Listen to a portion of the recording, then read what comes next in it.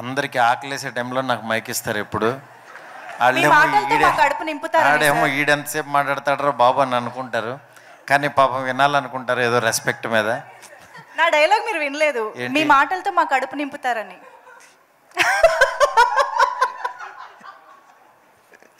వేసా మంజుష. ఎనివే చాలా హ్యాపీగా ఉందండి. ఈ సినిమా భలే ఉన్నాడే. ఒక 1.5 year నుంచి వీళ్ళు ట్రావెల్ అవుతున్నారు. దీంతో చాలా ఎమోషనల్ జర్నీ ఉంది. అందుకే ఒకళ్ళు ఏడుస్తున్నారు, ఒకళ్ళు అంటే వాళ్ళకి నిజంగా ఈ సినిమా ఎప్పుడు రిలీజ్ అవుద్దా అనే దీంట్లో వర్క్ చేశారు. ఈ సినిమాతో ఒక కొత్త టీము నిజంగా స్క్రీన్ మీదకి రావడం చాలా హ్యాపీగా ఉంది. అందులో శివసాయి ఒక డైరెక్టర్గా, అలాగే హీరోయిన్ మనీషా, కిరణ్ గారు ప్రొడ్యూసర్గా ఒక కొత్త టీం పరిచయం అవుతున్నారు. డెఫినెట్గా ఈ సినిమా డిసప్పాయింట్ చేయదు. ఎందుకంటే ఎప్పుడో ఒక ర్యాండమ్గా వచ్చిన ఒక థాట్ తనకి చెప్తే తన స్టైల్లోకి తను మార్చుకుని రాసుకుని ఈ సినిమా తీశాడు. శివసాయి నిజంగా చాలా, ఎందుకంటే చాలా పెక్యులర్ మనిషి. తనకి నచ్చిన పని, తనకి దేని మీద అయితే కమాండ్ ఉంటుందో దాన్నే నమ్మి తీస్తాడు. నిజంగా ఇలాంటి ఒక కాన్సెప్ట్ని ఫ్యామిలీ అందరూ చూసే విధంగా దీన్ని మలిచాడు. ఈ సినిమాని ఫస్ట్ ఆదిత్య మ్యూజిక్ వాళ్ళు వచ్చి మా మీద నమ్మకంతో ఈ సినిమా తీసుకున్నారు. నిరంజన్ గారు, ఆదిత్య మ్యూజిక్. సార్ మీరు నేను మాట్లాడేటప్పుడు చూడండి సార్, మళ్ళీ తర్వాత మెసేజ్ పెడతారు ఏంటి థ్యాంక్స్ చెప్పలేదని. అది దాని తర్వాత అట్లాగే మన ఈటీవీ నితిన్ గారు ఈ కథ విన్న తర్వాత, ఎందుకంటే శివసాయి గురించి వాళ్ళకి తెలుసు, ఓటీటీలో తను మంచి కమాండ్ ఉన్న డైరెక్టర్ అని. తను స్క్రీన్ మీదకి ఎలా తీసుకొస్తాడు అనుకుంటే నిజంగా చాలా కష్టపడి తీసుకొచ్చాడు.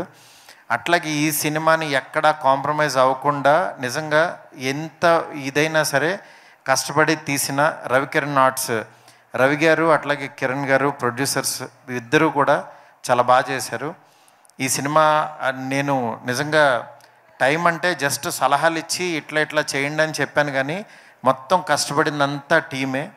దీంట్లో మెయిన్ 1 man షో లాగా మా గోవిందరాజు గారు భుజం మీద వేసుకుని అందరిని మోటివేట్ చేసుకుంటూ చాలా కష్టపడి ఈ సినిమా నమ్మి వెళ్ళాడు. గోవిందరాజు గారు ఎక్కడా సార్?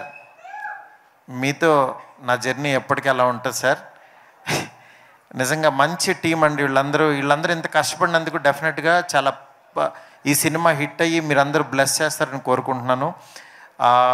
ఈ సినిమాలో సాంగ్స్ కానీ మ్యూజిక్ కానీ, అట్లాగే డైలాగ్స్ కానీ, ఎంటర్టైన్మెంట్ కానీ, ఎమోషన్స్ అన్నీ ప్రాపర్గా పక్కగా మంచి టైంకి ఒక మంచి మెసేజ్ లాగా కూడా ఉంటుంది. At the same time present జనరేషన్లో ఇది ప్రాబ్లం ఉంది.